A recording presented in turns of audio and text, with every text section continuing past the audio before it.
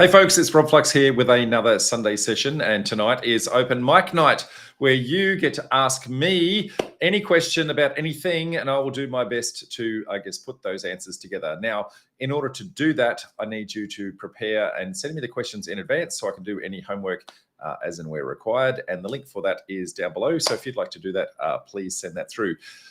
That said, we have a massive amount of questions because we had some technical glitches the last time we tried to run open mic night. So I've got a backlog of questions today. I'm not sure that I'm going to get through all of them. So I'm going to do my best to get through what I can in the next 45 minutes or so.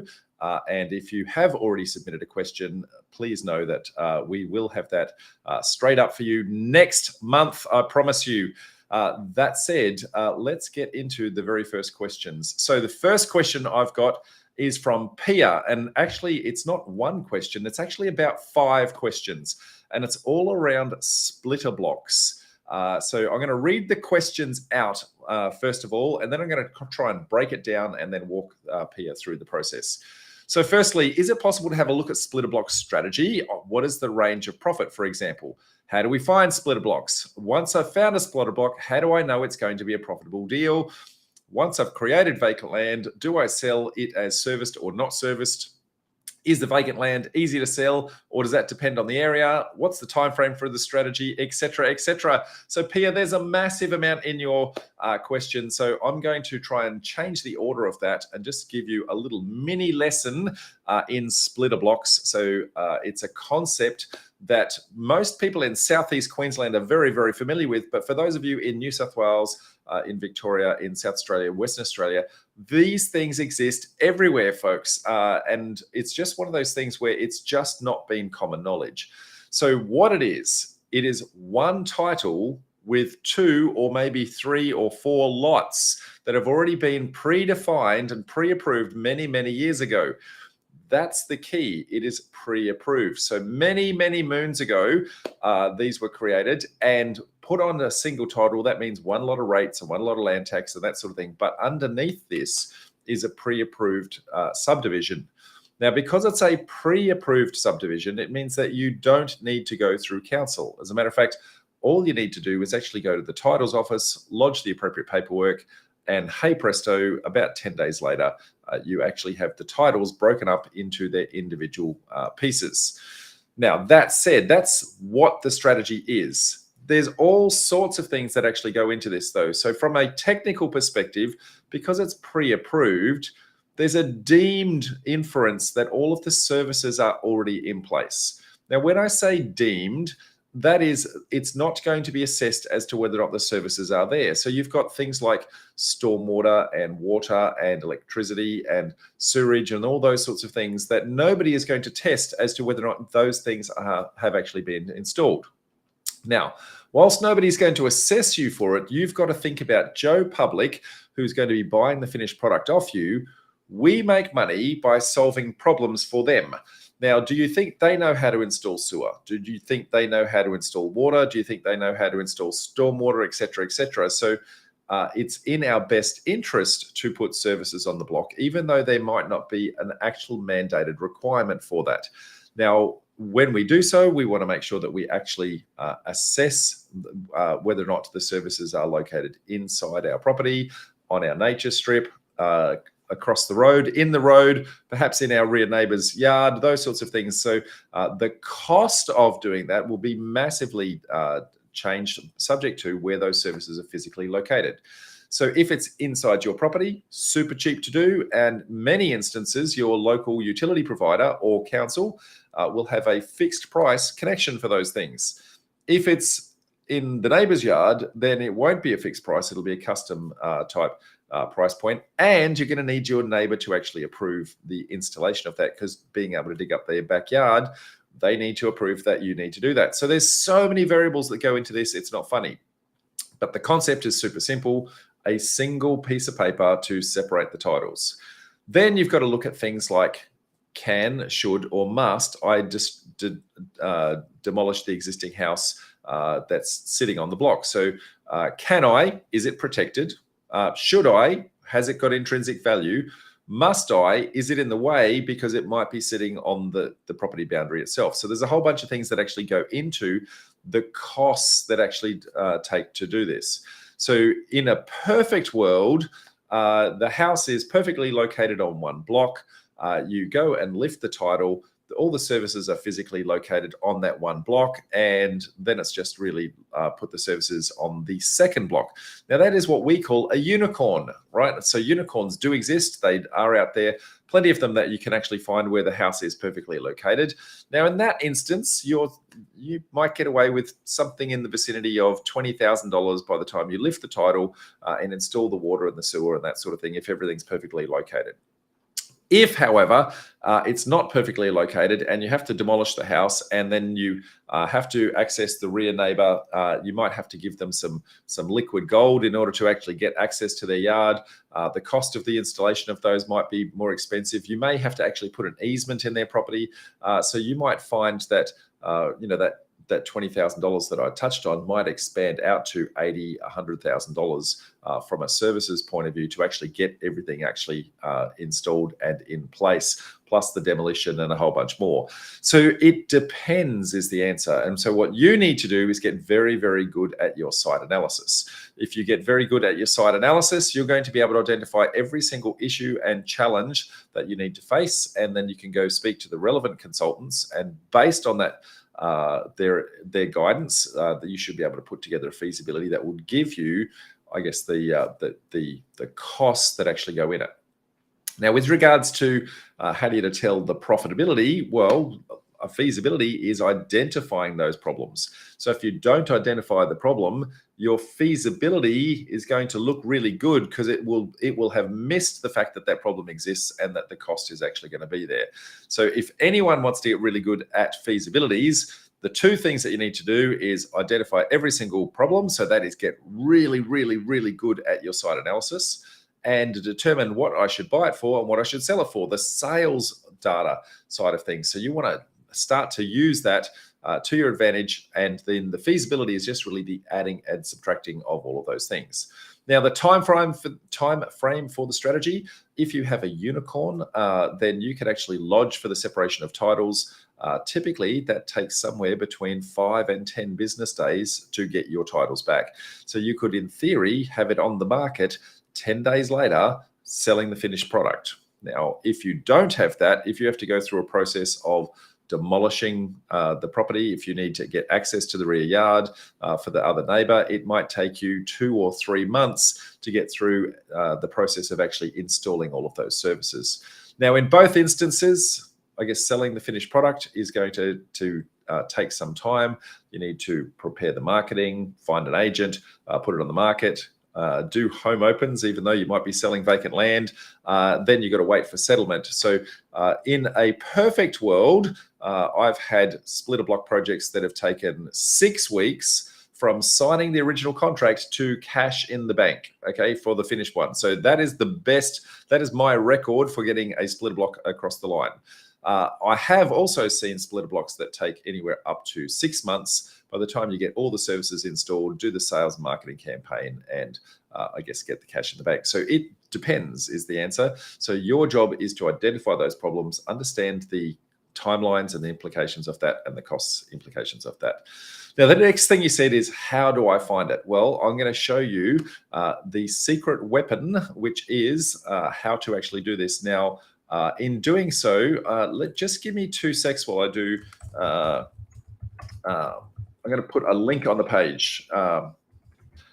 Whoops, if I could spell. 2 seconds, folks. Should have pre-prepared this well in advance, but I did not. So give me 2 seconds. Okay. Here we go. Here we go. Here we go. Here we go.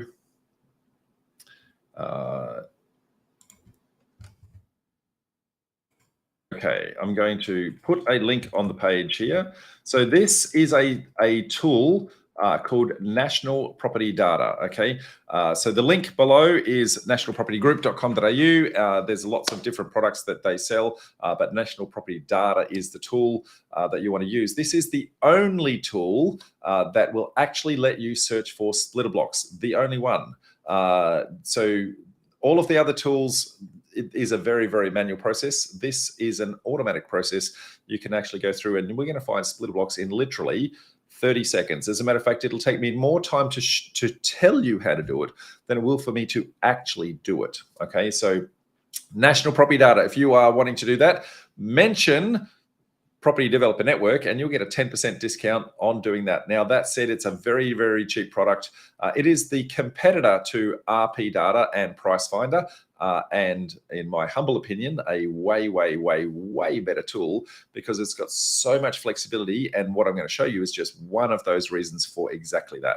So that said, let's do a screen share. This is National Property Data. Okay, so what I'm going to do here is show you basically 3 steps to actually get yourself a splitter block. Now, I want to prove to you that this is possible in pretty much any suburb around the country. Now, the number of splitter blocks that exist are going to vary from location to location, but I guess there's there's a ton of these in Sydney. There's a ton of these in Melbourne. There's a ton of these in South Australia. They're everywhere, folks. So I'm just going to pick a random suburb. So I'm just going to choose, let's just say, I'm going to say Ryde. Now, lots of people are doing developments in Ryde. Most of them are doing duplexes in Ryde.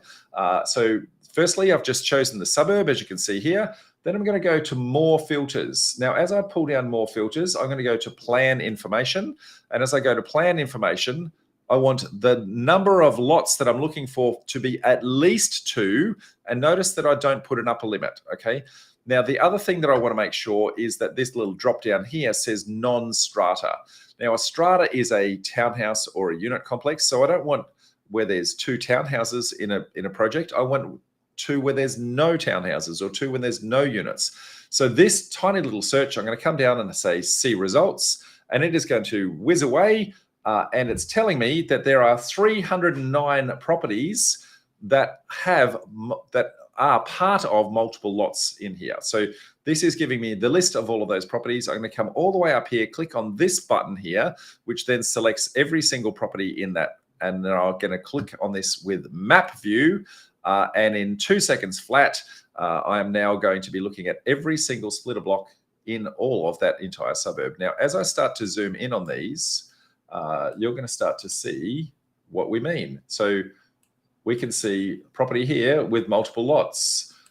We can see property here with multiple lots. We can see properties here with multiple lots. So it's a very, very powerful tool in literally seconds to identify every single one of them. You can see one here with multiple lots. They're everywhere, folks. Now, in order to do this, you're going to need yourself a subscription to National Property Data to do that search. Then you're going to have to do your normal, whether it's a door knocking or letterbox drop or get your agents to go out there, that sort of thing. But it's then can, should, or must I keep the house? So is it protected? Yes or no? Is it directly across the line? Yes or no? Those sorts of things. What are the issues and challenges? Are the services located in the property, etc.? When you start to do that, you'll start to see it's relatively easy to do split blocks, folks. So great rate. Entry-level development strategy to actually do is split blocks. Now, from a profitability perspective, how much can you expect to get out of this? Well, we want to make sure that we're getting at least 100K out of the process to make sure that we are accounting for the fact that as an entry-level developer, you might be making some mistakes, that sort of thing. But the higher the purchase price in the area, the more that you want to make sure from a pure cash perspective, okay? Now, noting that these projects take a very, very, very small amount of time to do, all of us have this concept of this 20% profit on cost that we have been indoctrinated over years and years and years into our projects. Now, I'm going to encourage you to think a little bit differently here, because that 20% profit on cost is based on a concept of a 2-year project. So typically it is a townhouse project, or it might be a subdivision where you're doing an actual construction. So typically it's 2 years. So if you start to annualize that, it's about 10% per annum. So when you look at a splitter block and it's only taking you 3 months or 6 months to do, then you want to start to look at, how do I actually annualize the profit on cost of that? So if it took me 6 months to do, and I got, let's just say I got an 8% return in 6 months. If I annualize that, that's a 16% return. So my money is working harder on some of these small little juicy projects than it is on the big projects. And so I can get in and out of those projects much quicker. So that should give you some concepts in how to do that. Hoping you got plenty out of that little tiny little lesson. Next question I've got is from Hugo. Hugo says, looking at typical results from your students, what are the typical annual profits in dollar amounts you see your students at the beginning, intermediate, and advanced stages respectively? Hugo, that is how long is a piece of string, mate? That's really difficult one to answer. They could be doing something as simple as that little splitter block that we showed you there. So small, sweet, juicy kind of deals, but they're in and out super quick, all the way through to, we've got people that are getting $1 million profits in their deals. Now, whether that's the beginning, middle, or end really comes down to which particular strategy they've chosen, which location they've actually chosen, and what prior experience they're having coming into the process. So if you've got absolutely no experience at all, never done anything humanly possible ever before, and you're coming in, you are going to want to take on very smaller, low risk projects to kind of cut your teeth on things. And so, that 100K plus kind of deal is, it's a minimum that you want to be starting to aim for. We find many people are getting 150 to 200K out of their first deals, but it does take some time to get in the first deal. By the time you get to, then you start to scale your deal sizes. So it's not just whether or not you're an intermediate developer, but it's actually if you're doing an intermediate size deal. So you might then, the next size deals might be giving you somewhere between 400 and 600 odd K. And then after that's going to give you 800 plus type profits. Does take a while to actually get there.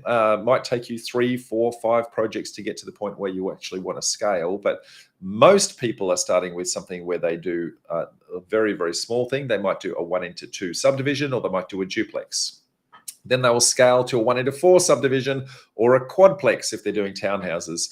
Then they might go into a 1:6 subdivision or a 6-pack of townhouses. So 2, 4, 6 is a nice, easy way to scale because they learnt how to do it on the small project. They've learnt the lessons on the easy ones. Then they've stepped up the deal size and then stepped up the deal size again. So it doesn't take long to actually start to scale if you stick to the one strategy as you go. Hope you got plenty out of that, Hugo. Next question I've got is from Judith. Judith says, what is the order of work you do when renovating? Judith, I'm not a renovator. I've renovated plenty of times, but I am a developer. And so the best kind of renovation I find is typically using a bulldozer and knocking it down and building something brand spanking new. But in many instances, we find that the existing house actually has some intrinsic value. And for that reason, the cost to demolish it and then replace it with a brand new dwelling sometimes just doesn't make sense. And so I have renovated plenty of properties, but most of my renovations tend to be very cosmetic in nature. I'm not doing massive structural renos. I'm really putting lipstick on a pig and pushing it out the door. Now, for me, in doing that, there's some really basic concepts that I actually go with. So I want to refresh everything. So I want to put brand spanking new paint wherever humanly possible, brand new light fittings. Light fittings are relatively cheap. And then anything, and I mean anything that somebody actually physically interacts with. So it might be a door handle, it might be a light switch. If you are physically interacting with something, I'm going to replace it. So I'll replace all the door handles in the kitchens. I'll replace all the door handles in the bathrooms, those sorts of things. I'll replace every single light switch so that when you come in, even though the house might be dated, you get that click when you press the switch, and you haven't got that wobbly kind of switch. When you open a door, it actually feels brand spanking new. So you just get that emotional connection to that. Then it's kind of paint everywhere, and depending upon the floor surface, I might rip up carpets, put brand new carpets in. I might sand floorboards and the like. I might change all the electrical fittings, so that I might put brand spanking new fans in. So basically, when you're looking around, even though the building itself, the bones of it might be dated, everything has that new feel to it. Now, that is a relatively simple, easy thing to do. So I would tend to do, in those instances, I would tend to do all the flooring side of things, I guess. You've got a challenge here. So if you do the flooring first, then you got a chance that the paint might fall onto the floor. If you do the paint first, then you've got a chance that the people that are replacing the carpets or sanding the floors might actually dent the paint, chip the paint. So it's a chicken and egg. Which one goes first? Now, depending upon the amount of work that I do, typically I would try to do the paint first and then the flooring afterwards. And then we might have to come back and just do a touch up on things like skirtings and stuff like that, which is relatively easy for you to do personally, not have to actually get the painter back in. Now, with regards to kitchens and bathrooms, wherever there's a kitchen, I tend to, where humanly possible, I will actually either replace the doors or resurface the doors. Again, change the handles on them, and I might resurface the bench top. Where humanly possible, I'll put brand spanking new appliances in there so that everything again just looks and feels nice and new and crisp. Appliances are super cheap, especially if you go through our RenoSave side of things, and we can actually get discounts through many of our suppliers to get you super cheap, I guess, appliances. And so you can make that property hum really well. Bathrooms, where it is amazing how a old crappy toilet will look. If you go and you can replace the toilet, go to Bunnings, get super cheap discounts from Bunnings, again, through our annual memberships. So super cheap discounts on those sorts of stuff. You might spend $150 on a brand new toilet, and it looks amazing compared to the old one that's been sitting there and crusty for quite some time. Tile paint in bathrooms goes a very, very, very long way. So you've got to look at the style of the tiling that's actually in there, and whether or not you could just paint over the top of it, or should you actually just retile the whole lot. So you can do a relatively cheap renovation for about $30,000 to $40,000 and get that back on the market in no time flat. But you can also equally spend $150,000 to $200,000 if you're trying to do some super, super big outcomes. So for me personally, it's that lipstick on a pig type approach. And yeah, pretty much I've got activity happening all around the place, and all of my trades work well with each other. They've always, I guess, gone to the same kind of projects over and over. So my Sparky knows my painter, knows my flooring guy. And so they all just work around each other. They kind of know, right, I'm going to get in the way of this particular element over here. Are you able to do something over there? And they kind of work with each other. So when you build that right team, that's actually going to work, and the order becomes a little bit less important. Anyway, but as I said, I am not a renovator. That's just how I do it. Herman says, is it the right time to do quick 3 or 6 months flips in Brisbane? Hernan, when we say flip, okay, from an industry perspective, people talk about flips, and they're typically talking about doing a purchase, a renovation, and then flip it on, right? So I'm not sure if that's what you're referencing here. Again, I'm not a renovator, so I guess not my area of expertise to comment on. But what I would say is it's always a great time to always be doing deals everywhere. Subject to, have you done the work? Okay. So when we're in a down market, you need to be actually considering, I guess, not just the purchase price, but also the resale price and how long it's actually going to take, and negotiate the appropriate times to actually be doing that in the deal.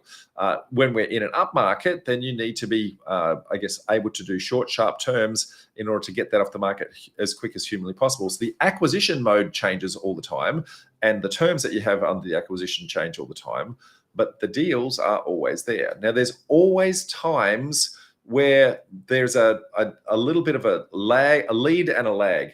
So we know that the market happens in cycles, right? So as we start to go up, we start to see activity up here.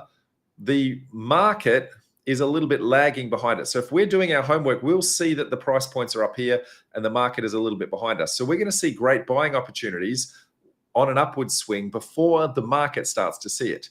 Now, when it gets to the top, we're going to see it start to go down before the market sees that it's actually hit the top. So at that point, they're holding on to a high price point, and we can see that everything's dropping. So we need terms at that point in time. So always, we're trying to look at where is the market actually heading, to actually understand where we're trying to do that. Now, if they're wanting top dollar and we're seeing the market dropping, then we've got to actually start to negotiate. Well, I could give you top dollar, but I need time in order to offset a lot of my holding costs. So I don't want to pay interest, so delayed settlement. I don't want to pay rates and land tax, delayed settlement. You might do joint ventures with landowners. You might do options contracts, all sorts of things like that are going to defer a lot of those costs to a lot later in the process, which means that you've got more profit in the deal, which means you can pay them a little bit more for it. Now, there's many low and no money down deals that you can do to start to negotiate that depending upon the vendor's needs. So they're not the only solutions, but there are many of them there. But just know that which solutions you actually offer are going to be based on, 1, your personal circumstances, 2, the needs of the vendor, and 3, what's happening in the market right now. And so what you need to do is put all of those together and actually understand it. So can and should you do deals in the current market? The answer is yes, you should be. Right this very second, though, that lead and lag, we had a boom that was 12 months ago. A lot of people still holding on to that price point. We are dropping because of all the interest rates. So there's that lag is actually sitting there. So right now, if you are doing deals right now, then you want to be factoring in terms that avoid the holding costs if you're going to try and hold up the price points that they actually gave you before. So can you do it? The answer is yes. Should you do it? Well, that really comes down to the profitability of the deal, mate. So hope that works, Hernan. Paul's got a question. Hi, Rob. Is there actually a minimum size for a development to qualify for commercial finance? I tend to hear that a project will only qualify around the 3 to 4 lot size. I'm currently undertaking a 2-lot subdivision and intend to build 2 brand new houses. The only way I'll be able to find the build of both houses at the same time is through commercial finance, as I won't have serviceability to qualify for the standard finance. Are there lenders out there who will do commercial finance for a project this small, so long as the numbers stack up?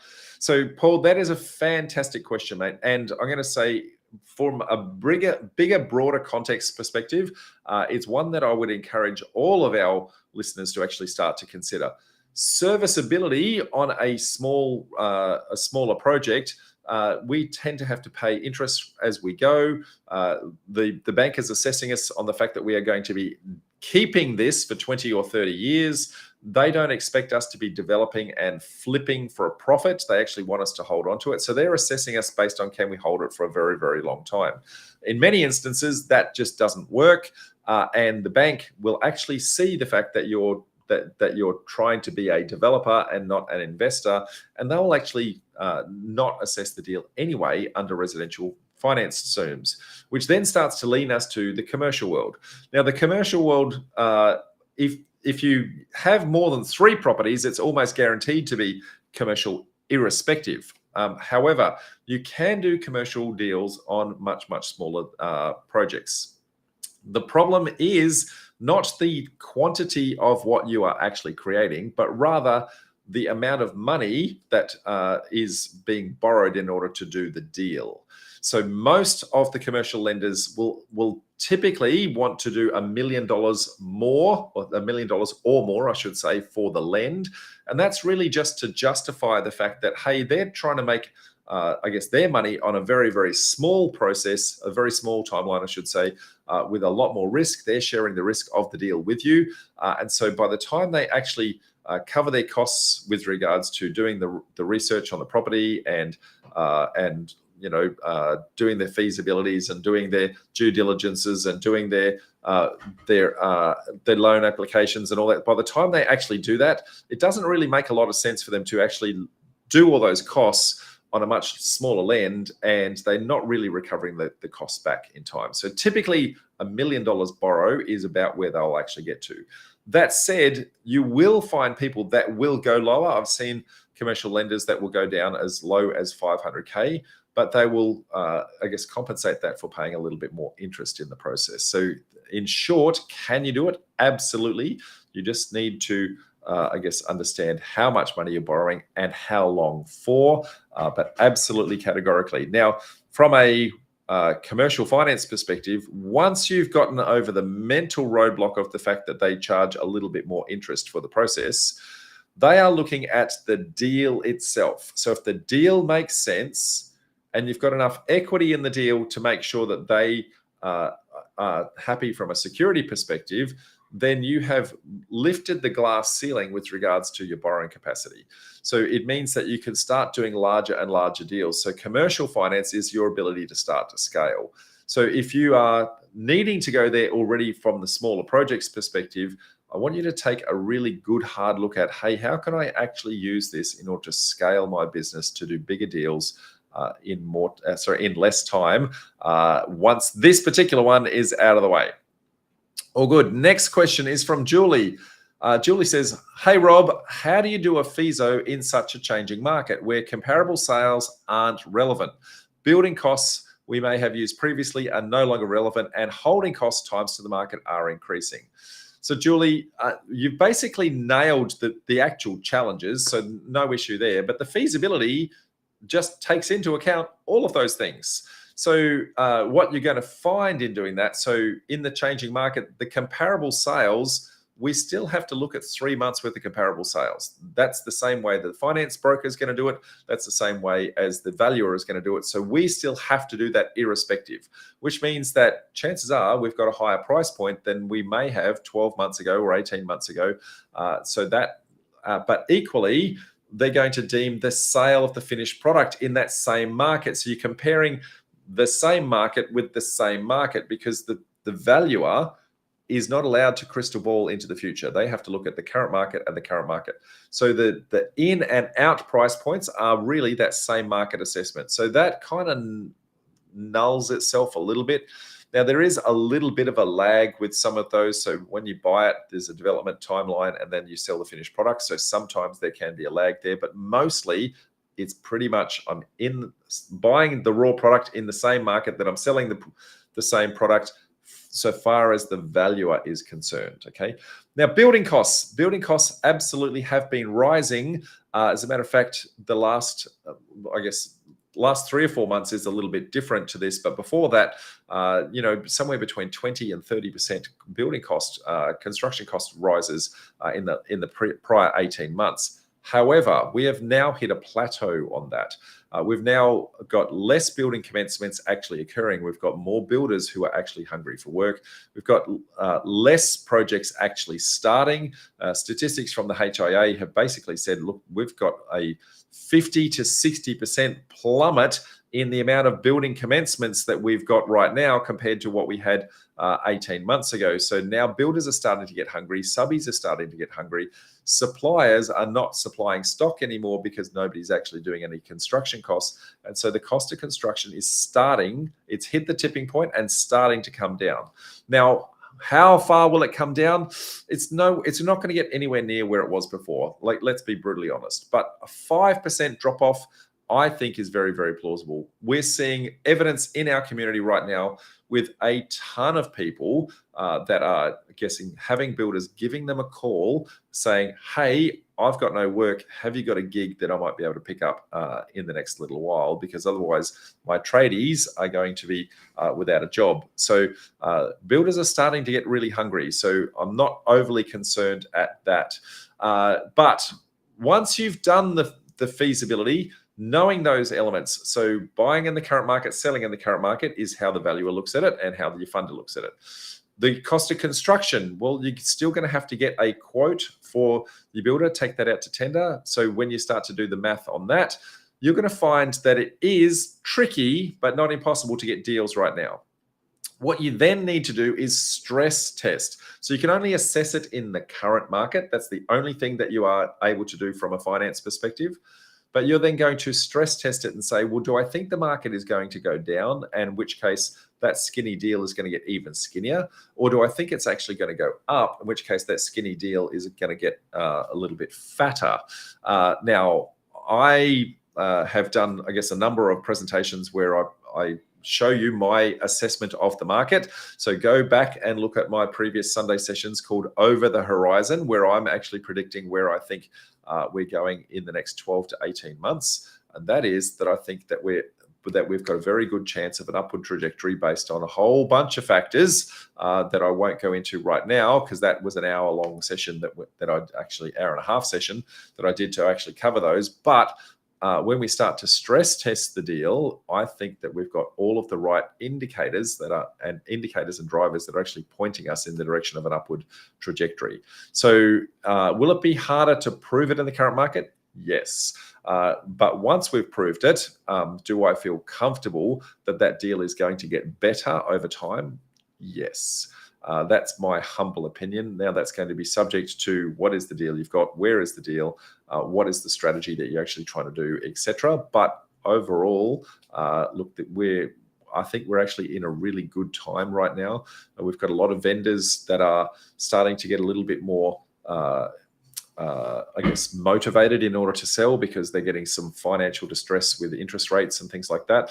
And I think the holding costs, the sale price of 12 months ago, where the boom was, they're starting to relax that and go, well, I actually realize the market has dropped now. And they're starting to get a little bit more realistic with that. And I think we're coming into a great window of buying opportunities. So don't stress, Julie. Stick to it. And there are deals that are just around the corner, I promise you. Okay, Andy says, as a property developer, if I want to keep my properties, sell some obviously, and manage them myself as a company, do I have to have a real estate agent's license because we'll be managing the rent, etc.? Or is it better to have them through a real estate agency? So I'm going to just paraphrase that, Andy, just to make sure that I understand. Your intention is to keep enough properties that you can actually justify being your own property manager. That's kind of what I'm hearing from this process. Now, this is going to change from state to state, but to my awareness, there is no legal requirement for you to actually have a real estate agent's license to property manage your own property, okay? Because you're not on selling that service to anyone. You're keeping that in-house. So to the best of my knowledge, I don't believe that you need a real estate agent's license.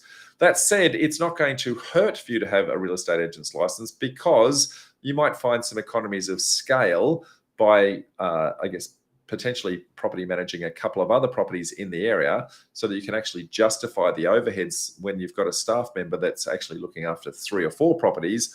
If they look after 10, it's pretty much the same cost for you to actually do that, and it makes your cost of business much, much cheaper. So you might want to consider that anyway. Now, if you're going to put that through a real estate agent, then you're obviously going to pay agents commissions and those sorts of things for that, for the property management fees. So you've got to do the assessment to say, well, what would the cost of that be versus the cost of having a staff member? What is the arbitrage between that? And would I actually have enough work for them to actually do that? So interesting question. Look, I don't have a firm point of view as to where the tipping point on that is. I guess it depends on the kind of product that you've got. Are they all in the same geographic region? You know, if they're all in 2 or 3 suburbs all close to each other, that makes it much, much easier and much cheaper to actually get to. You got one set of tradies to manage maintenance, and you got, easy to drive to get to, that sort of thing. If they're scattered all the way around the country, that's a very, very different value proposition there. Now, if they're all together, I see merit in you running that for yourself. If they're scattered across the country, then I'm going to say, look, you're probably better off to have little expert teams in each location, that are your real estate agent's license, because they've already got the contacts, they've already got the proximity and the access sort of thing. So it depends, Andy, but I like where you're going. I like the fact that you're trying to think big, and it's really just kind of looking at, well, how many properties am I actually going to keep? The one word of caution that I would, I guess, encourage you to think about, though, if you're going to be keeping your properties, have a look at the amount of debt that you are maintaining. So have you made enough profit from the project to hold those properties with minimal debt? Because in the current inflationary environment that we're in right now, the interest rates rising, those sorts of things, interest is a deal killer at the moment. So you want to be super careful that you can actually afford to keep these. And if you are keeping a significant amount of debt on every single one, when an interest rate goes up by 0.25%, it goes across all of those properties in one hit. It's a massive impact on cash flow. So do what you can to get your debt down as much as humanly possible. I know that you've said to sell some, but are you selling enough to lower that I guess residual debt ongoing? Cool. Okay, I did say that we had a lot of questions and that we wouldn't be able to get through all of them. So I might only take a couple more questions from here, and then we'll defer the rest to next week. So Janine's got a question. So equity funding, pre-development approval on land subdivisions. What do you see as the best approach for MES and equity short-term funding? For example, settlement occurs about 4 to 6 weeks prior to development approval consent. So firstly, Janine, just for the purposes of everyone, I'm going to actually just give some definitions of those terms, because a lot of people won't even know what we're talking about. So equity is the term when we're using commercial funding that most of us would be familiar with in the residential world as our deposit. So if you put a 20% deposit, by the time you convert that into commercial world, they change that to equity, and depending upon the deal type and the deal risk, that equity might not be 20%, it might be 30%, 40%, even 50% in some particular deals. So that is equity, okay? Now, residential terms will then refer to a loan, okay? Whereas commercial terms would call that debt, okay? So, so this is from a concept called the capital stack. Now, the debt, if you have a single lender, you would have I guess, a senior lender, and they would actually be looking after the debt. That's perfectly fine. You've got equity and you've got debt, happy days. But if you don't, if your senior lender is not happy enough with the deal, if they're not willing to lend you everything for the deal, then they might give you perhaps 70% of the debt that you actually need. You've got a shortfall. You might have the equity, you might have 70% of the debt, but you've still got a shortfall. That is called MES, or mezzanine finance. So it is a second tier lender or a high net worth individual that will actually top up the lending, typically for a higher rate, because they're taking a little bit higher risk in the process. So that said, what you've asked is, given a circumstance, you've gone and sounds like you've lodged for development approval, you're about to settle, but the DA hasn't arrived yet. And so right now, you don't yet have the soft equity uplift from that development approval in place, and you have to settle even though you're not there, and you're asking, how do I fund that shortfall when it might only be 4 to 6 weeks until I get the development approval and that soft equity uplift? You need to have a very, very strong relationship with your lenders is probably the first thing, and you might have some high net worth individuals that might be willing to do, I guess, that short-term lend. Now, the more institutional lenders, so, the big banks, those sorts of things, they're going to be very, very onerous on the terms of that, and they're not going to be super flexible and that sort of thing. As you start to bring the size of the organization down, they become a little bit more nimble, a little bit more creative, a little bit more, I guess, looking at the merits of the deal. They can see the risks and challenges and that sort of thing that you're actually trying to overcome. They can see that you've mitigated that because the development approval consent is not that far away. And so they're happy to fund you, but they'll obviously want to ratchet their rates because they're taking a little bit of a risk on this with you. So they're sharing the risk with you. They should also share the reward. So go to your, I guess, specialist. So we're all familiar with the fact that we have a finance broker in the residential world, but you can equally have the same thing in the commercial lending space. So you want to go to a development lender. So somebody who specializes in development lending, and they will have access to a smorgasbord of lenders. Some of them would be institutional, some of them would be high net worth individuals, and they'll be able to stitch the deal together knowing your particular circumstances, because this sort of thing happens quite a lot. It's just a cash flow arrangement. They can see that it's not about you not having the profitability in the deal. It's just cash flow wise right now, you need to plug that gap this very moment. So build a relationship with some development lenders. That said, Susan's got a question. Hi, Rob, and thanks for your ongoing info and opportunities to ask questions. You're more than welcome, Susan. On my accountant's advice, I create a new trust with a corporate trustee in a partnership for every project. Now, what I am interpreting from that is that you actually have two trusts that then come together to create another trust. And so you've got two trusts owning one trust. That's what I'm interpreting, right? Perhaps I've got that incorrect, but that's how I've interpreted your question.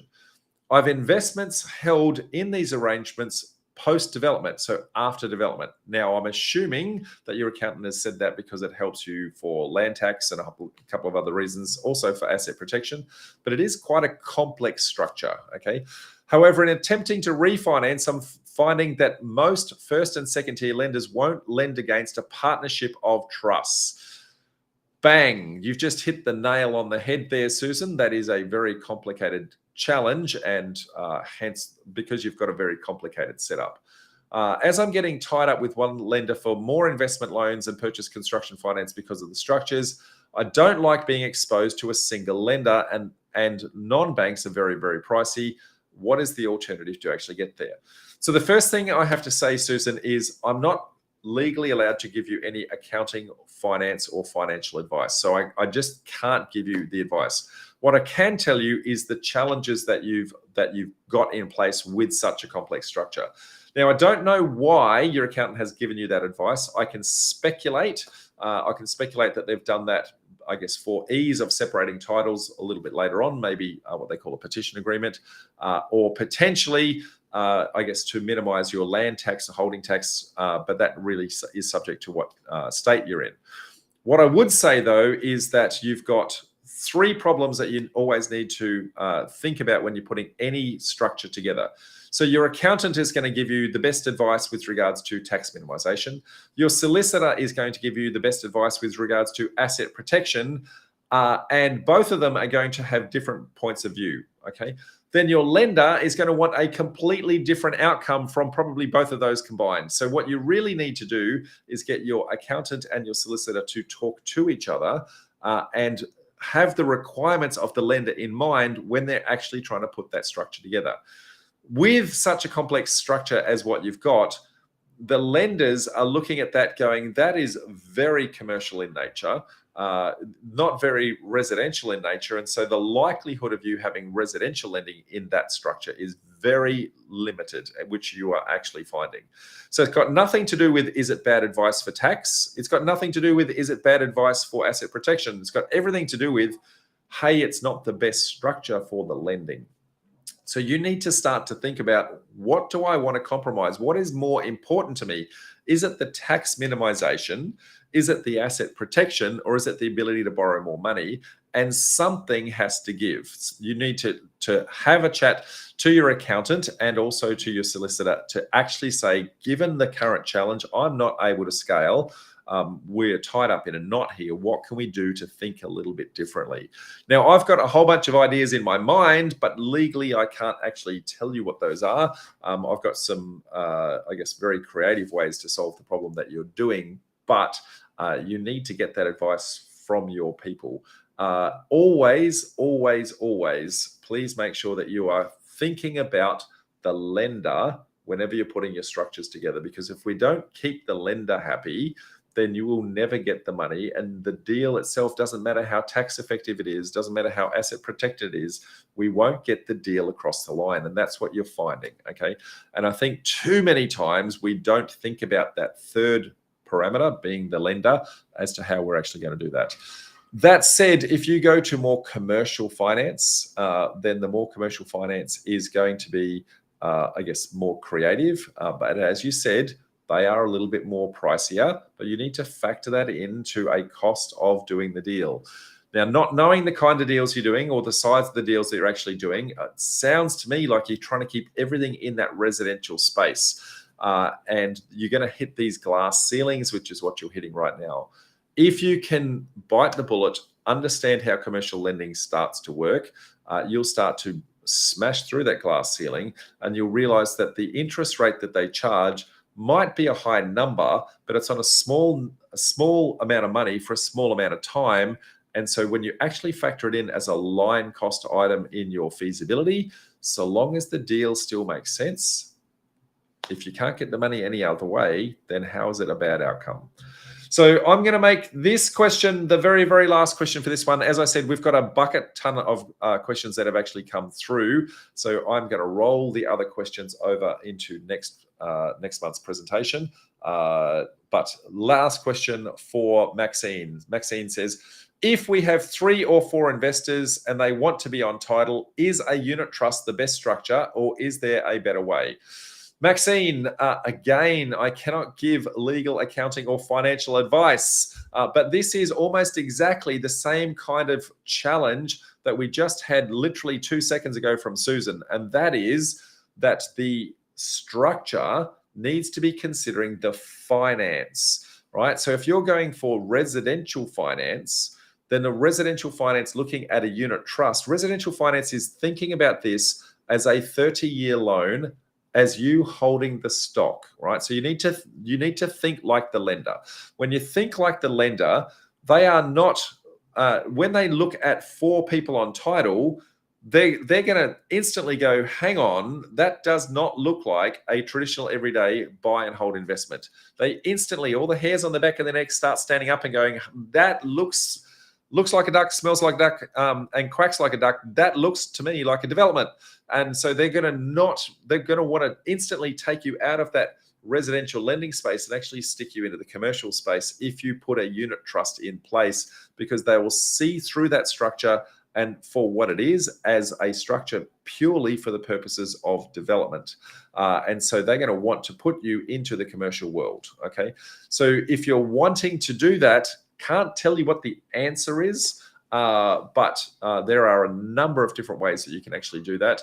The best advice in this instance is you want to start to, because all 4 investors want to be on title,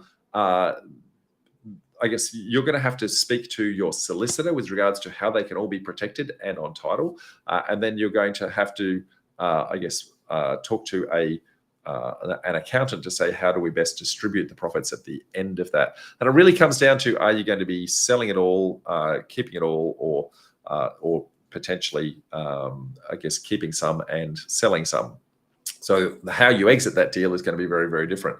So some concepts that you might want to talk to them about is, rather than a unit trust, do I do it as a company? Now, the problem again with a company is the finance world is going to look at that and go, again, long-term buy and hold, there's no capital gains tax discount on a company, so that doesn't look good. That again looks a little bit suspicious, like it might be a development. But there are going to be some lenders that will actually look at that and be a little bit more favorable, because they figure some people just aren't smart with that stuff. So they're going to be okay. They don't care if you're not very good with your tax effective side of ways. If you do it as a discretionary trust, then they're going to be the finance people are going to be very, very happy with that. The problem there is that your investors may not be. So you might have to have some form of documentation through your joint venture documentation that actually protects the investors at that layer. So the couple of different challenges. So you want to talk to both your accountant and your solicitor in both regards to say, hey, what are the challenges that are actually going to sit here? Anyway, Maxine, I hope that helps. Oh, I just realized that I left my National Property Day link up the whole time. So this is Open Mic Night. If you want to be asking a question, you need to click on that link below and send your questions through in advance, and I will then be able to help you, by researching that and responding to the questions as and where appropriate. So that said, folks, I'm going to leave it for that today. If you have submitted a question, because we had the technical glitches, in the last week or so, we won't be able to get this out. There are a number of questions that are in the queue. I already have them. We will be recording them, and we will be sending them out for the next month. Until then, folks, it is bye for now. Bye.